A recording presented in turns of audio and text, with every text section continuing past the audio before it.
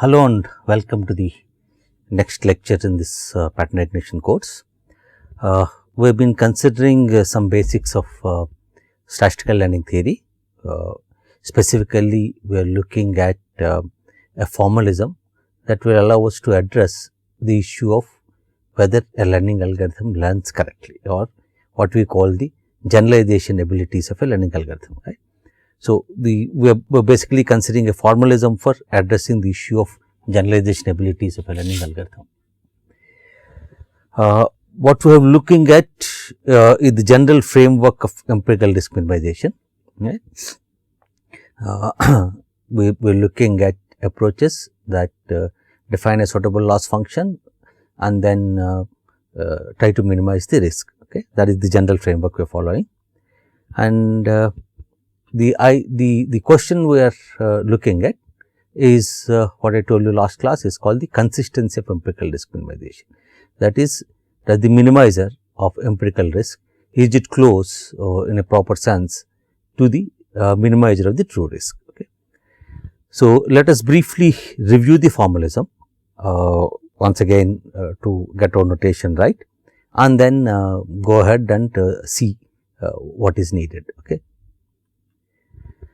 So, this is the formalism that we started with. In the learning problem, we are given the following. We are given the script X, which is the input space, which for us is the feature space. Very often it is a d-dimensional Euclidean space. All the input feature vectors come from X, but because it can be classification, regression, anything, we use an abstract symbol X for the input space. Similarly, Y is the output space. For the classification problem, the set of class labels, if we are considering 2 class problem, Y will be 0, 1 or plus 1 minus 1. M class problem, it could be 1 to 3 M, or it could be M unit vectors, depending on what representation you want to use. For a regression problem, it will be real line and so on. So, the target values are in the set Y, that is called the output space. Then we had what is called the hypothesis space. This essentially is the family of classifiers or family of models or family of functions over which you are searching to find the right one, given the examples, right. As you know, in our simpler earlier formalism, we call it concept space, and that allows only binary valued functions, but in general it can be a arbitrary set of functions from functions with domain X.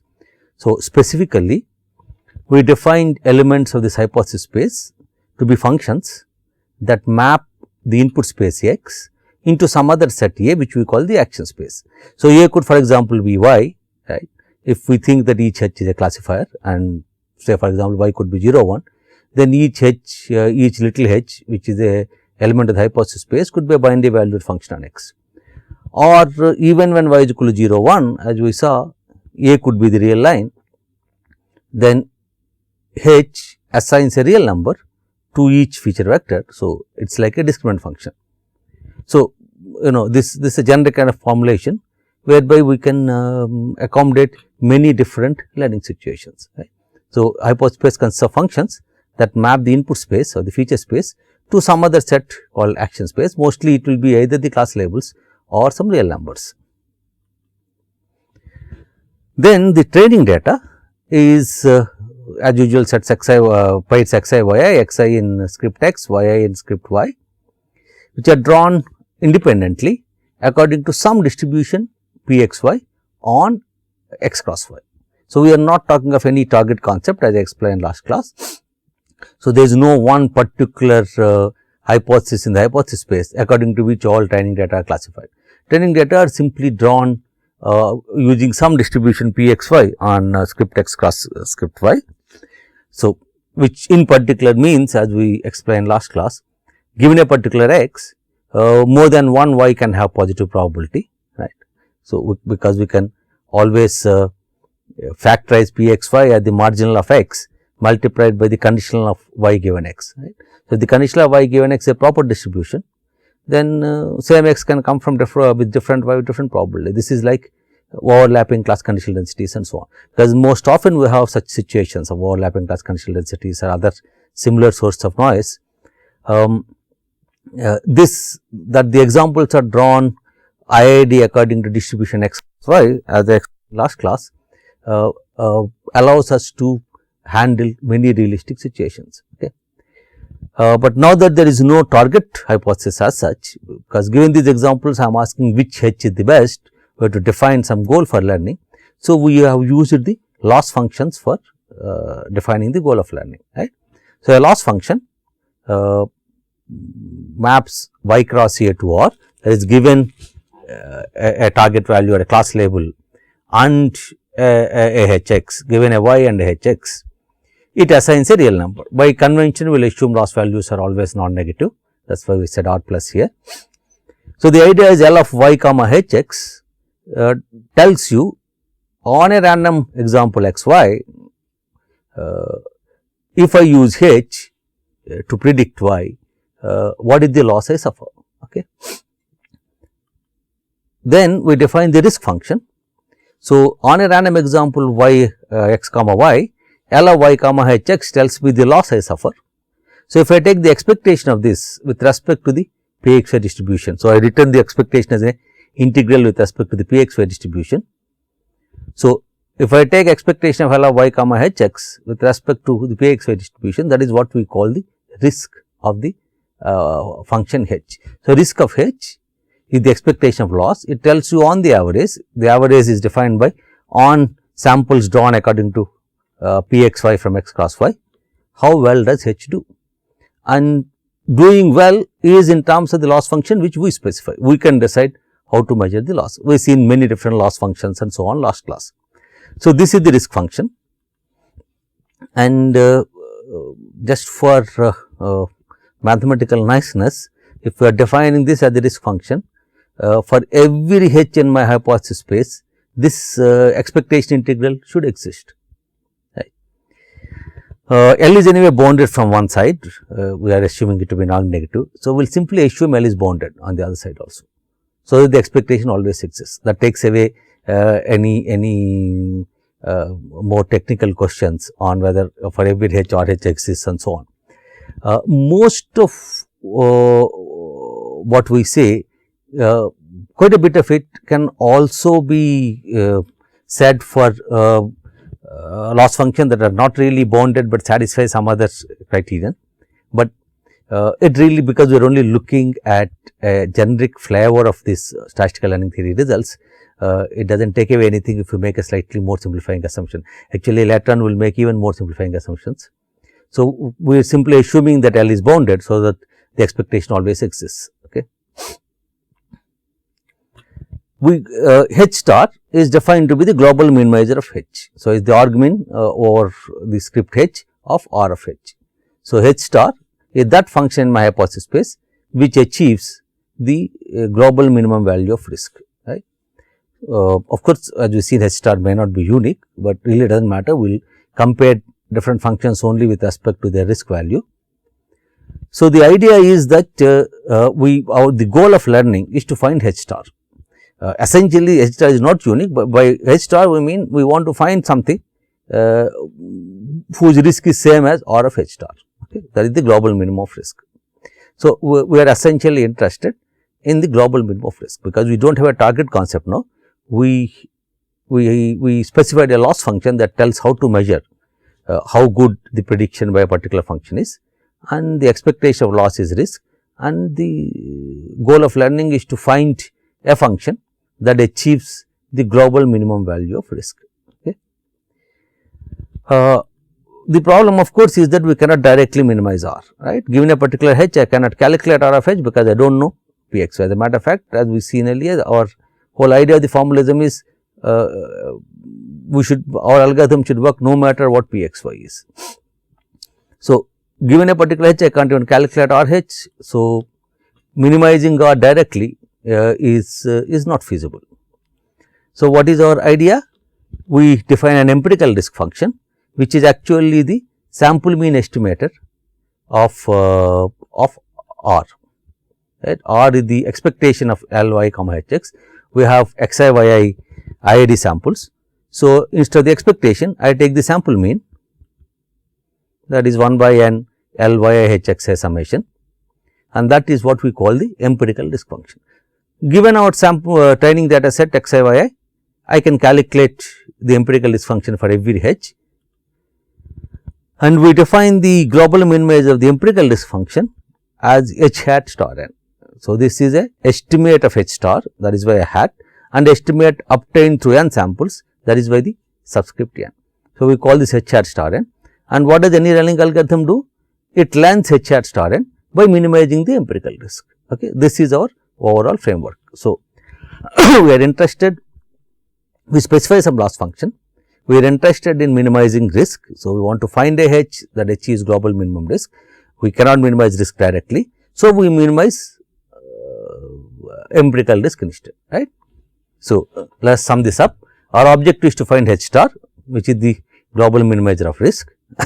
Since we do not know R, we cannot minimize R, we minimize R hat n. We cannot do this. So, whatever we can do, we do, and thus find H star, H hat star. So, the question is H hat star n a good approximation H star, and as I said, we compare two functions only in terms of their risk, otherwise whether the functions are same or not does not matter to us. If risk of two functions are same, as far as we are concerned, the functions are same. So, essentially we are interested in the true risk of H hat star n, that is R of H hat star n will be same as R of H star. Same in the sense of as number of examples goes to infinity. So, we are asking, does R of H hat star n converge to R of H star as n goes to infinity? If it does, given sufficiently many samples, I can be sure that what I learn has a true risk which is not too far away from the global minimizer of risk, right. As we already seen, H hat star n depends on the random sample. So, it is a random variable. So, this is a sequence of random variables. So, I have to decide what the sums of this convergence is, and the convergence is in probability.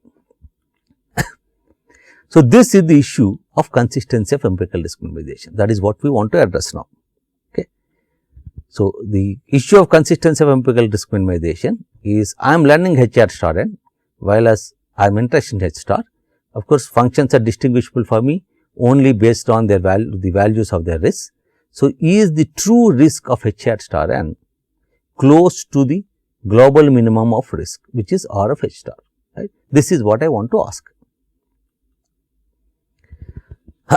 As we saw earlier, the reason the question needs to be asked is that it is not always obvious. We can have H's such that if I minimize empirical risk, I do not get a good function, right. We have seen an example where the minimizer of empirical risk gives me nothing, right. So, as we saw, if essentially if the hypothesis space is too flexible, it has all kinds of functions, then the minimizer of the empirical risk does not necessarily have a low true risk. As a matter of fact, the example we considered, we of course made a particular R2 classification problem and all that. That is to make a example more interesting, but the essence of the example can be stated in just 2 lines. Okay. Let us say we are considering the 0 1 loss function, then consider a particular function H1 that maps x to y. Let us assume a is equal to y. So, all our hypothesis in the hypothesis space are functions that map x to y. So, let us consider a particular element of the hypothesis space which is defined as H1 of xi is equal to yi, where xi, yi are samples. That is, on each of the training examples xi, H1 takes the proper value, the right yi value, and H1x is equal to 1 for all other x. What kind of a classifier is H1? I just memorize blindly all the examples I have seen. If I see exactly the same example again, I will recall its classifier. Every other example, I will simply close my eyes and say it is class 1, right. That is what H1 is doing. H1 of xi is yi for all the training examples xi, yi. For all other x, H1 of x is 1. Obviously, a useless classifier. It learns nothing. It does not generalize. It cannot do anything about unseen. But its empirical risk is 0, right, and hence it is a global minimum of empirical risk. Right. While it is obvious that H1 is not a good classifier, it is not, as a matter of fact, not a classifier at all, that is not what we want, but the empirical risk of H1 is 0, and hence it is a global minimizer of empirical risk. This was the problem we had in our example. We just created an entire 2-dimensional pattern recognition problem where this happens, but essentially this is the issue. If I have functions like H1, right, then there will be global minimizers of empirical risk. There might be other global minimizers of empirical risk, but how can I stop my algorithm from picking functions H1, because they are also global minimizers of empirical risk. There will be many global minimizers of empirical risk, and the algorithm picks up something based on some general heuristic. It is difficult to ensure that it will not pick up this kind of things, right. So, the issue is, if function like H1 or in our hypothesis space, then empirical risk minimization may not yield good classifiers. We may say take simple functions, but as we have seen in our examples, the function like H1 is in our hypothesis space, and that happens to be simple by our definition of simple function. A definition of simple function, meaning the smallest set, look like a very nice idea. It is a nice idea if I chose the right H, but if I chosen a too flexible H, as we saw, it is a bad choice. So, it is in general difficult to avoid empirical risk minimization to converge to functions like H1, if such functions are there in our H. Obviously, if H contains all possible functions, say if y is equal to 0, 1, the 2 class classifier, and if I take H to be 2 power x, right, all possible 2 class classifiers on x, then obviously H1 will be in it, and that is what we saw in our previous example as to why we can never learn. Of course, functions like H1 could be highly non-smooth, because at specific points it has to take the proper yi values, everywhere else it has to take 1. So, there might be many discontinuities, the function may look very non-smooth. So, one way of imposing conditions is somehow look for nice functions. Of course, it is not always easy. Right? In our example, we put some criteria for niceness which did not turn out to be good, but we can certainly think of looking for some nice criteria to say the learned function should have some sufficiently smoothness properties. That is what regularization was in the linear least squares algorithms. We saw regularization. That is an algorithmic issue. We will come back to that. Many algorithms that we are going to consider from now on will impose something other than just empirical risk. We minimize empirical risk plus something which will ensure that highly non-smooth functions, even though they have very low empirical risk, will come up with a very high cost function we are minimizing. So, that is one way to avoid this. But at this point, for the next few lectures, we are not looking at how to go about algorithmically ensuring we get good functions. We are asking more theoretical questions, right. We are asking, when would empirical risk minimization be consistent? So, we now know that consistency depends on the class of functions over which we are minimizing empirical risk. If we choose proper class of functions, it is all right. If we choose a bad class of functions, it may not be all right. Okay. So, this is a very important insight, that is not just the criteria that you are minimizing that is important, but over what class of functions you are minimizing that criteria is equally important in deciding whether or not you learn well. So, what we are going to do now is we are going to ask what conditions should H satisfy, so that empirical risk minimization over H would be consistent. Okay. So, the question we are addressing under what is known as statistical learning theory. Okay. As I said already, we are only looking at a simple version of this, so to get a flavor of how such results look like. Okay. So, let us state more formally what is it that we want. This is the requirement of consistency of empirical risk minimization. We want our algorithm to satisfy the following. We wanted R of H hat star n to converge to R of H star in probability. What does that mean? You give me any epsilon delta, right, strictly positive epsilon delta, then I can give you a number capital N such that probability that R of H hat star n minus R of H star greater than epsilon is less than delta, if I see if the number of examples I have seen is greater than capital N. So, no matter what accuracy and confidence with which you want me to learn, if you give me sufficiently many examples, I can learn. So, this means that R of H hat star n converges to R H star in probability. So, essentially I want, given any epsilon delta, to find a n, as we already seen, n will be a function of epsilon delta and is often called the sample complexity. So, the n should satisfy that probability the difference between R of H star, H hat star and R of H star being greater than epsilon is less than delta, if I have seen at least n examples. We may also like, for under consistency, one more thing. Not only R of H hat star n should be close to R of H star, but we may want R hat n of H hat star n also to be close to R H star. Why would I need this? Because I am learning H hat star n, and H star is our symbol for what I want to learn, and any two functions are to be distinguished only based on their risk values. So, this is what I want to be less. Why should I want R hat n of H hat star n to be close to R of H star? The reason is I cannot calculate R, right. So, H hat star n is what I have learnt. Now, I want to know how well H hat star n will perform. How well H hat star n will perform is given by R of H hat star n, but I can't calculate R of H hat star n, but I can calculate R hat n of H hat star n. So, if I actually look at the error that I am getting on my training data with H hat star n, does it tell me how well H hat star n will in general perform? Obviously, we would like to have some knowledge.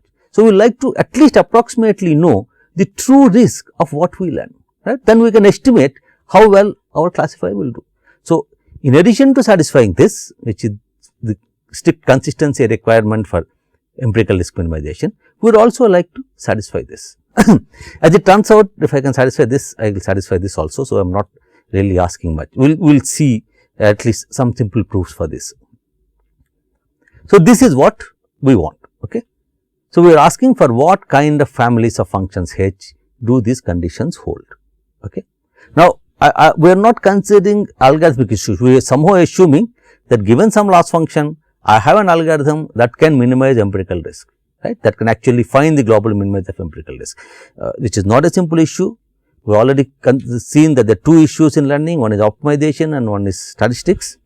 So, the optimization part is how, for a given loss function, how do I minimize empirical risk? We still need to get clever algorithms. Sometimes we may not be able to go to global minimizer of risk and all that, but we will come to that later on. Right now, we are assuming that we are somehow finding the global minimizer of empirical risk, that is what H hat star n is. I am asking, is that good enough? If I can find the global minimizer of empirical risk, then will the global minimizer of empirical risk will have risk that is close to the global minimum risk that is achievable. Okay. All right. We already seen that the law of large numbers is not enough for this, right. Though our intuitive idea for minimizing empirical risk, the intuitive idea for minimizing empirical risk is that for any H, R hat n H converges to R H if there are sufficiently many examples. So, for every hypothesis, my empirical risk is a good approximation to the true risk, and hence minimizer of empirical risk should be a good approximation to minimizer of true risk, right. That is the intuition. But we already saw in our example, problem earlier, that this is not enough. Okay. As it turns out, what is enough is this convergence. Law of large numbers assures us that for any H, R hat n H converges to R of H. It simply says that the sample mean estimator converges to the expected value, right. That is what this means. What we need is that this convergence should be uniform over the family of classifiers H. The family of classifiers, the family of functions we are considering should be such that the convergence assured by a law of large numbers should be uniform over H. Okay, some of you may not know what uniform convergence means. We are going to explain it shortly. The uniform convergence is both necessary and sufficient for consistency of empirical risk minimization. That's a very, very strong result, that if a family of classifiers is such that there is uniform convergence, then empirical risk minimization is consistent. And if empirical risk minimization or a family of functions is consistent, that means that this convergence will be uniform over that H. So, uniform convergence is both necessary and sufficient for consistency of empirical risk. So, first we will explain what is meant by this uniform convergence. Okay. What does law of large numbers say? In words, the sample mean converges to expectation of the random variable. That is what law of large numbers is. Converges in probability, converges in almost surely and so on, but we only want weak law.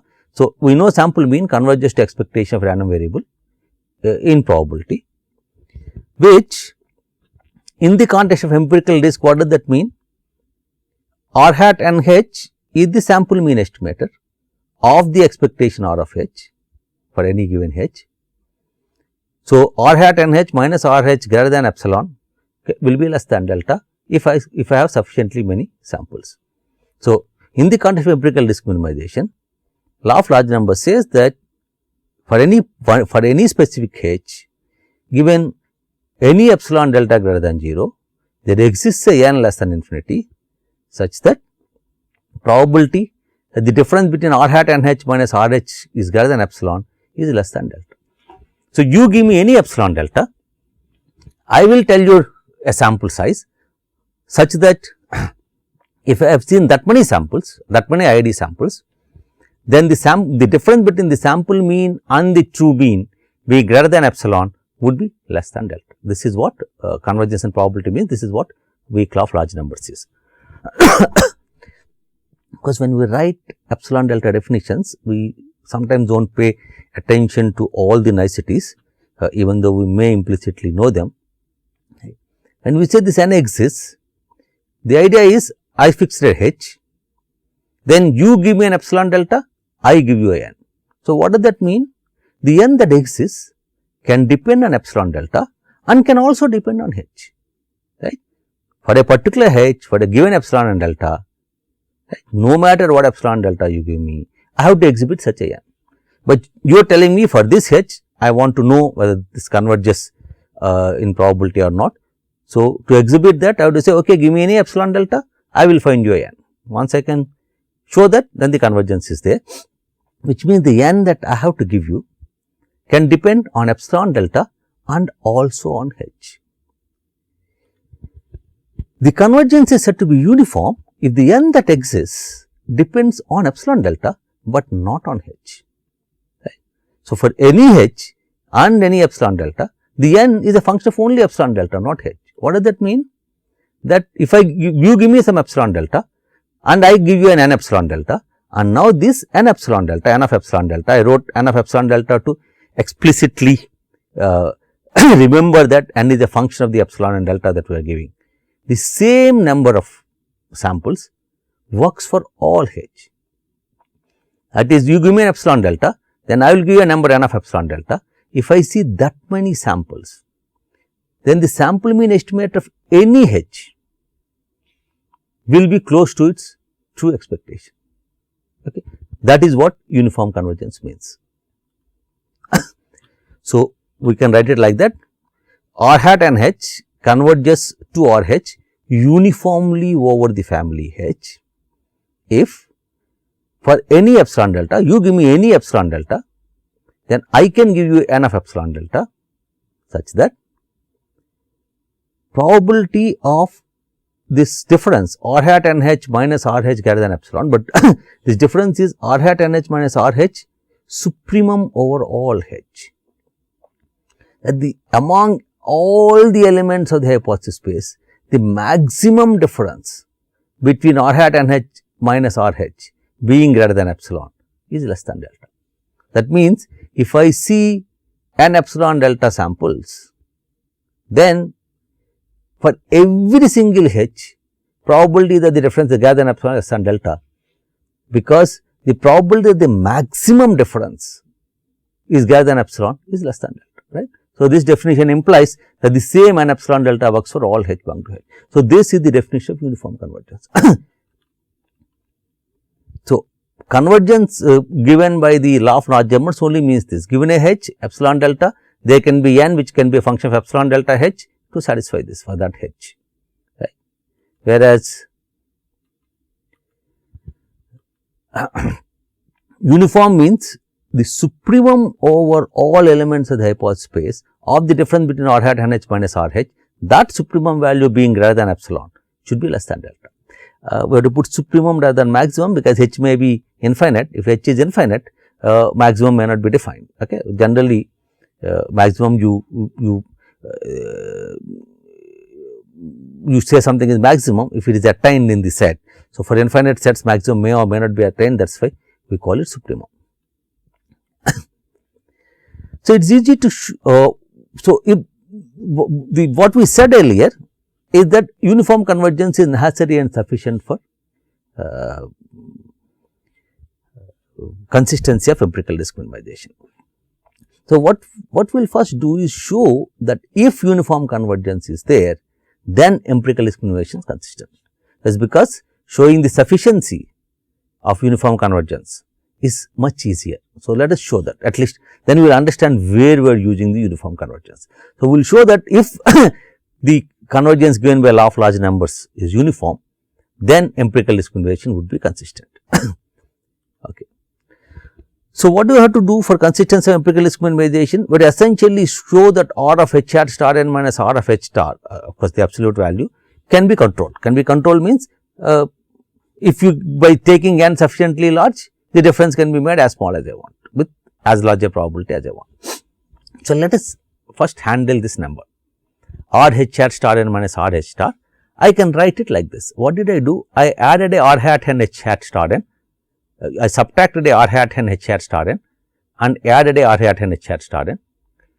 Once again subtracted a R hat and H star and added a R hat and H star. Right. To this, I just added and subtracted two numbers. One is R hat and H hat star n, another is R hat and H star. So, it makes no difference, and then I group them differently. What the idea?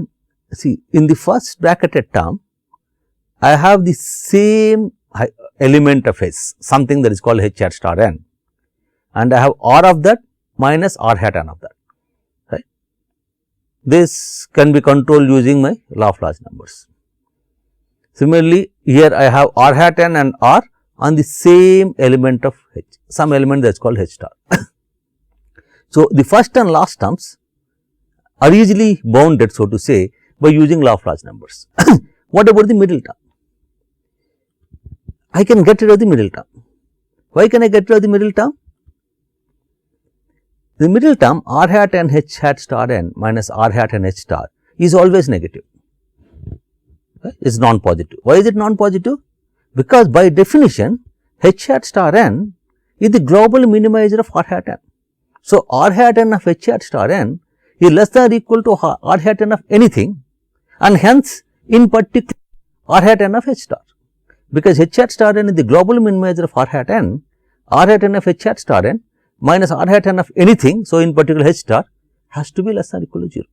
Because this term is negative, if I drop this term, the RHS value can only increase, right. So, this is less than or equal to this, right. So, now I got it in a form I want, because both the terms can now be controlled using law of large numbers. Of course, I still need to put absolute values. Then if I put absolute values on both sides of inequality, the inequality may turn around, right. But in this case, it does not, because this is also a non-negative quantity. This is a non-negative quantity. Why? Once again, H star by definition is one that achieves global minimum of risk. So, R of H star is less than or equal to R of anything. So, R of H r star n minus R of H star has to be greater than or equal to 0. That means, this term is greater than or equal to 0, because there is a less than or equal to term, this term is also greater than or equal to 0, and hence if I put absolute value on both sides, it will not change. Now, if I put absolute value on both sides, this side is absolute value of what I want, R of H r star minus R H star. This side I have absolute value of sum of two numbers, absolute value of A plus B, as you know is by triangular inequality less than or equal to absolute value of A plus absolute value of B. So, what have we got?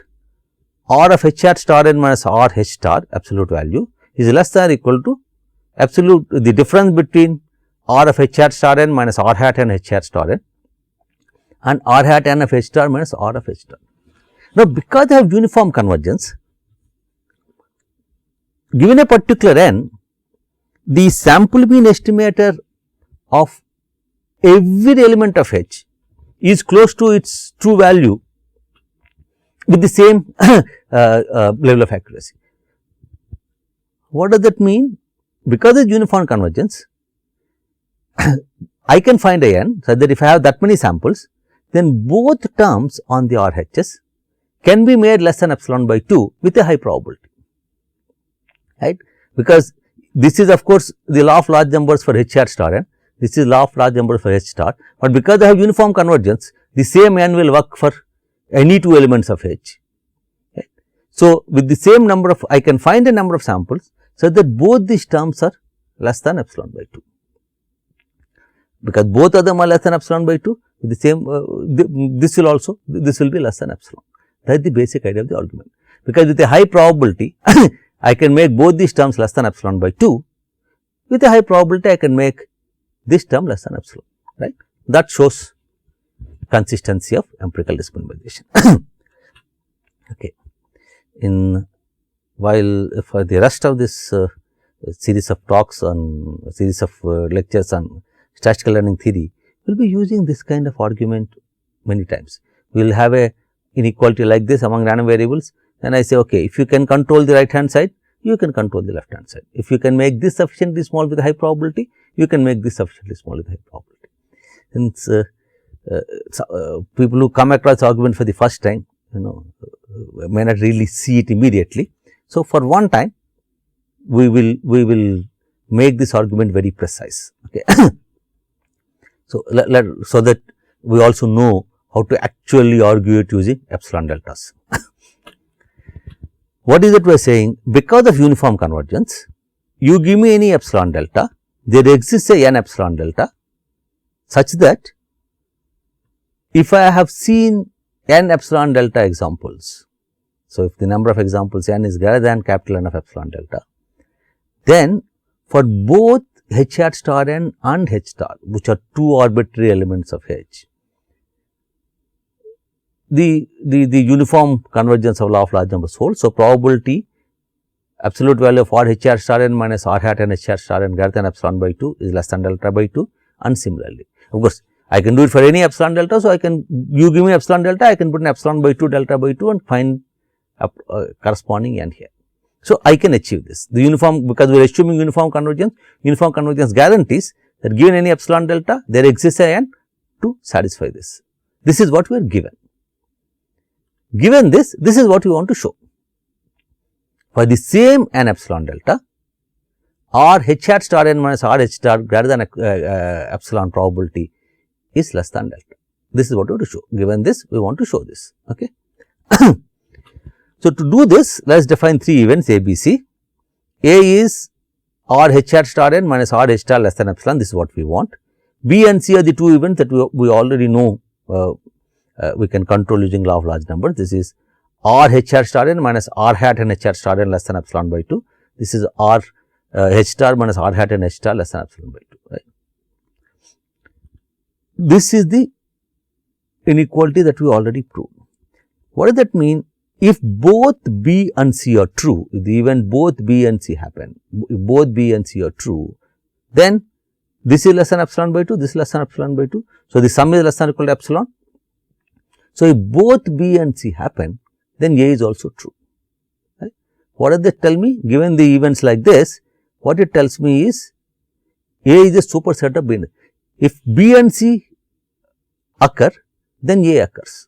Of course, A may occur without B and C, because this can be less than epsilon, even though one of them is greater than epsilon by 2 if the other is sufficiently small. So, A may be bigger than B intersection C, but if both B and C happen, then A will happen.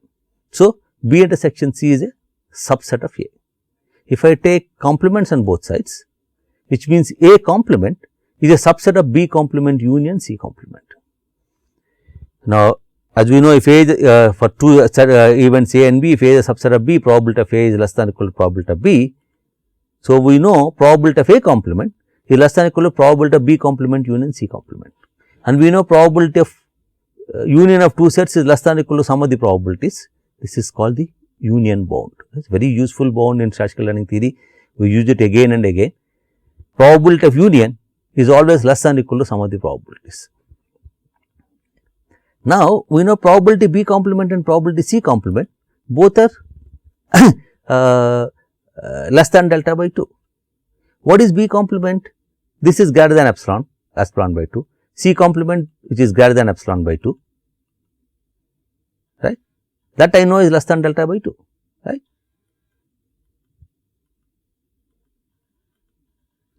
So, we know that both B complement and C complement have probability less than delta by 2. So, A complement has probability less than delta. and A complement is nothing but what we want. Right. So, that is how we argued. Right. So, basically you should understand that given an inequality like this, if I know that I can make this sufficiently small with high probability and sufficiently small with high probability, then I can make this also sufficiently small with high probability. Any such inequality implies this, and this is the way of showing this. Okay. So, that shows the consistency of empirical risk minimization. All right. So, to sum up, for consistency, the algorithm should satisfy this: R of h hat star n minus R of h star greater than epsilon should be less than delta for all n greater than n. Given any epsilon delta, I should be able to find such a n, and we have shown this. We also said that we would like to have this. Right. Now, let us see whether uniform convergence gives me this also. Yeah, it is possible to show that this also follows from uniform convergence. Okay. This is actually a little simpler than the other one. What is it that we want to show? Probability R hat n of h hat star n minus R of h star. Okay. That difference will not be too much with a large probability. So, R hat n h hat star n minus R of h star, I add and subtract R of h hat star n. So, I can write this as R hat n of h hat star n minus R of h star n, right, plus R of h hat star n minus R of h star. Right. I just add and subtract R of h hat star n, and by triangle inequality, absolute value of this will be less than or equal to sum of the absolute values. Now, the rest is easy. This is controlled by law of large numbers, right, and this is controlled by what we just proved. Right. So, by uniform convergence for sufficiently large n, we can make both terms on the RHS smaller than epsilon by 2. Same argument we are using. We already know that we can make this as small as we want, but that is given any epsilon delta, there exists a n such that this is true, and this is also true by the uniform convergence, and hence because both of them can be made small with a high probability, this can be made small with a high probability. That gives the result we want.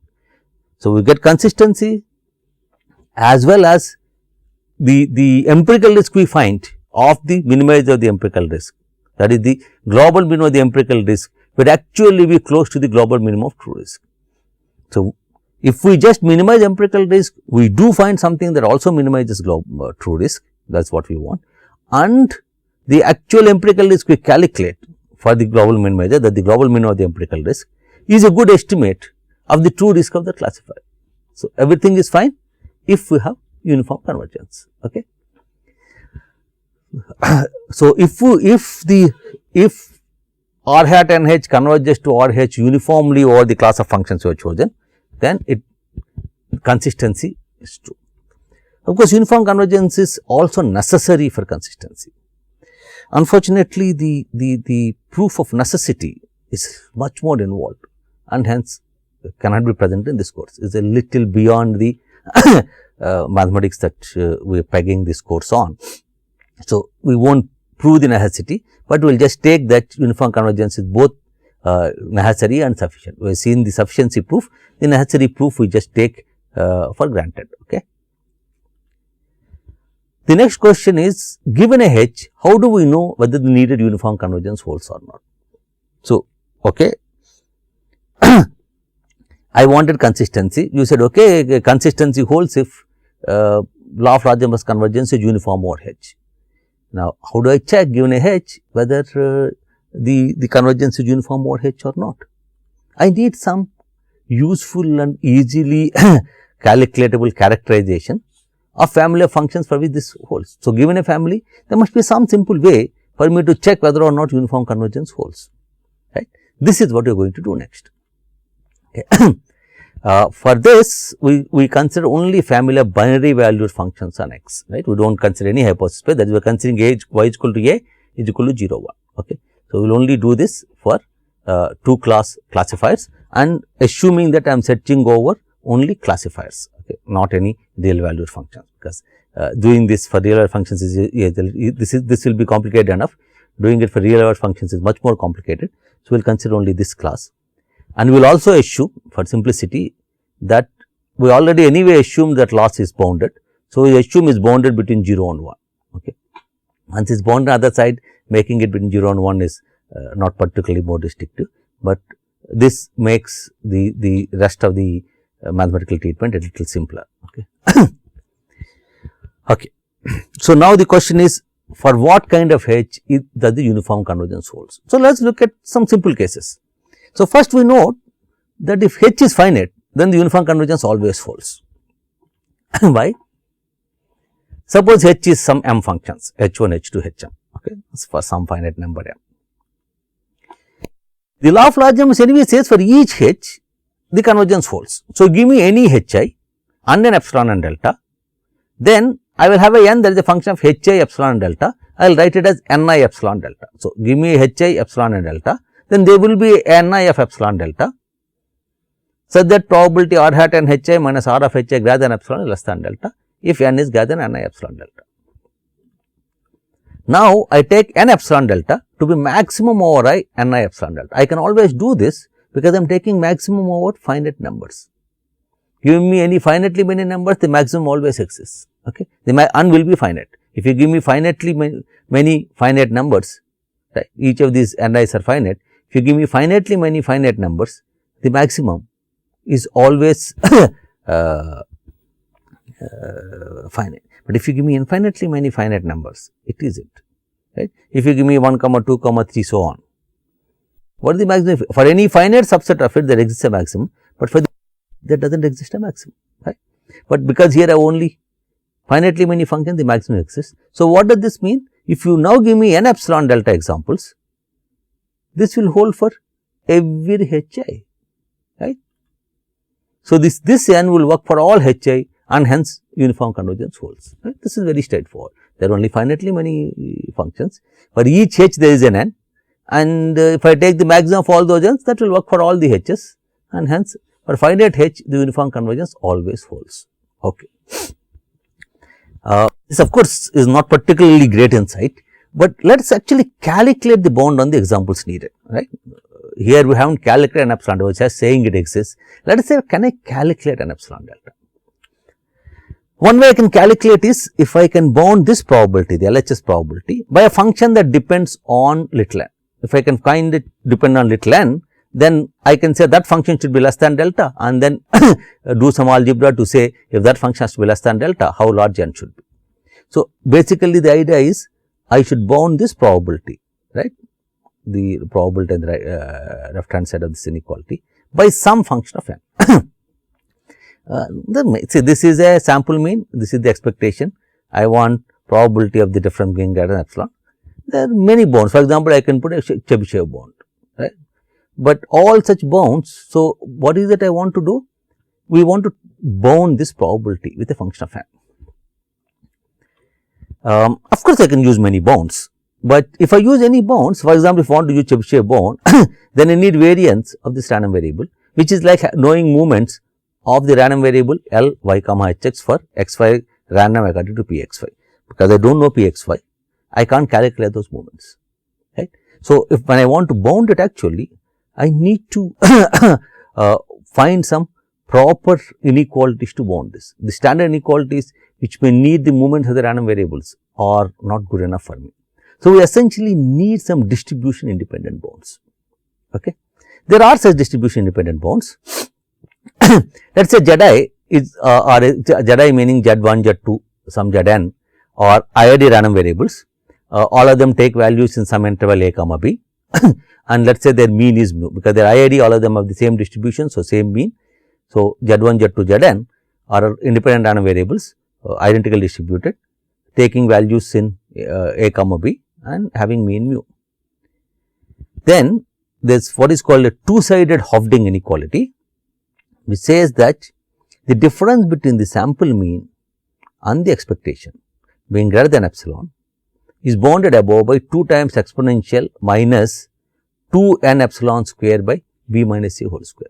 So, it only depends on n, the range of the random variables and nothing else. It does not depend on any movements. Okay. So, this is a very useful inequality to use, because this is a distribution independent bound, and we can use this for our case to get a bound in the finite H case. So, let us calculate the bond. Essentially what we are saying is take Z I to be L of yi h x I, then Z I are IID random variables taking values in 0, 1. This is very nice for us. B is 1, A is 0, so B minus A is 1, so even that term will go away. That is the reason why I have taken 0, 1. Then 1 by n summation Z I is same as R hat and H, and expected value of Z I is nothing but R H by definition. So, what half degree inequality gives me is probability R hat n H minus R H greater than epsilon is less than 2 times exponential minus 2 n epsilon square. Of course, this is not the bound I want to put a supremum inside here, right. I want to put a supremum over H of this. So, I have to find a bound for that. So, that bound can also be obtained. So, this is a bound that shows me that as n tends to infinity, it goes to 0. So, I can make it as small as I want, for example, smaller than delta by taking n sufficiently large. But before that, let us first put the supremum inside this probability. So, H is H1 to Hm. So, basically all our probabilities with respect to drawing n tuples of samples. So, in the same probability space, let us define an event Ci epsilon, we are drawing n tuples of basically Ci epsilon, set Ci epsilon or R hat and Hi, that is what I minus R Hi its expectation being greater than epsilon, that is the event Ci epsilon. Ci epsilon says that for the ith hypothesis, the empirical risk and the true risk differ by more than epsilon.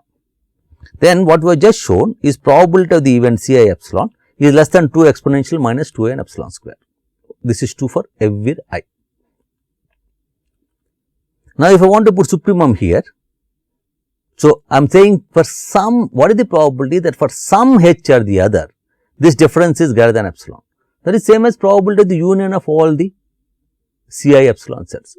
Ci epsilon tells me that it is true for Hi. I am asking at least one of the I, for some Hi or the other, this is greater, which is simply given by the union of these events. Now, we already seen union bound, probability of union is less than or equal to some other probabilities, and each individual probability we know what it is. Each individual probability is 2 exponential minus 2 n epsilon square. So, this is less than or equal to 2 m times exponential minus 2 n epsilon square. So, this tells me that this can be made as delta as well. So, we can now find n, how large n should be, so that this can be made less than delta. So, this is how I can actually calculate n if you give me epsilon and delta. Before we move forward, where is finite H a useful thing? If you have Boolean features. If a Boolean features, then the x itself is set of d-bit Boolean numbers. So, x itself is finite and hence 2 power x is also finite set. If 2 power x is finite set, every subset of 2 power x should also be finite set. So, if I am learning with Boolean features, 2 class classifiers, then obviously even a multi-class classifier for that matter, obviously every H I can take will be finite. And for all finite H, uniform convergence holds, because it does not mean that even in finite case, taking 2 power x would be a nice choice. As we already seen, to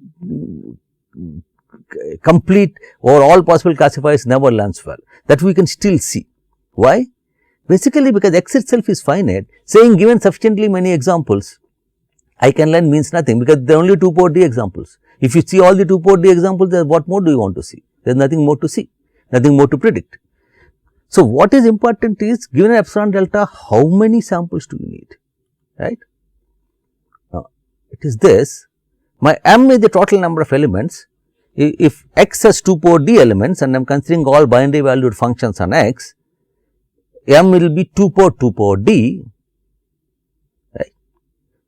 So, this may not be a very nice bound, right. For example, if I want is less than delta and is greater than 1 by 2 epsilon square ln 2 m by delta. Now, m is 2 power d. So, this might be, this bound may be even greater than 2 power d. So, just because you found a bound, it does not mean that it is a very nice way to learn. I mean, even though it is consistent, the number of examples I am asking means show me every single example, then I can predict all of them, right. So, in finite sets actually, we want better bounds. We are much more interested in how fast the number of examples grows with epsilon and delta. Okay. There are class of Boolean functions can be length efficient. We can show that we don't need exponentially many examples, but we can do with polynomially many examples, right. But that is not what we are going right now. Okay. I might come back to that later. The reason why we actually did the finite case in detail is that it gives us ideas on how to tackle the general case. The idea is as follows. Now, consider H is arbitrary. It may have uncountably infinite elements. Given any H, the empirical disk is calculated based on n IID samples. What does that mean? If I have two functions H and H prime in my hypothesis space, but they are such that H of xi is equal to H prime of xi on all the n training examples, then the empirical disk of H and H prime is same. The H and H prime may take many vastly different values on other x's, but let us say they just agree on the training samples I have. If they agree on the training samples I have, then their empirical disks are same. So, I can only distinguish between functions while minimizing empirical disk, only those functions whose values differ on the training samples. Each H is a binary valued function and I have n training samples. Given n training samples, how many different values can binary valued functions take an n training sample? There are only 2n of different possible values that any function can take on, which means at most I can distinguish 2n possible elements in H. Even if H contains uncountably infinite things, given any n training examples, I can't distinguish between more than 2 power n different H's, right.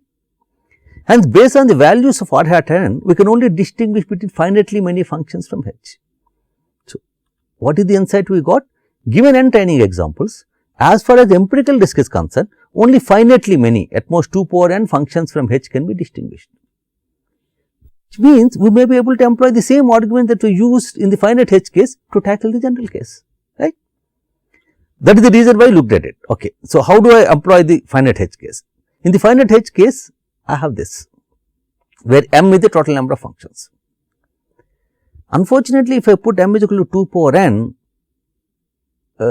this inequality is useless for me, right, because this grows exponentially with n, this falls exponentially with n, what do I get? So, using our insight, we may be able to bound this, but then m would be a function of n. So, this whether or not I can bound this properly depends on how the number of distinguishable functions grow with n, the number of examples. We know that given n examples and given a family of functions H, they can at most be 2 power n functions that from H that can be distinguished based on the examples, but they may be less. So, for a particular H, the question is how this number of functions grows with n, right. This is the insight. As a matter of fact, we will explore this intuitive idea in more precise fashion next class, but essentially looking at this idea and knowing that this m may become a function of n, we want to know what is the kind of growth function I should put here, and then I may be able to characterize the H for which whether the distinguishable functions grows with 2 power n or not. This is what we do next. Okay, thank you.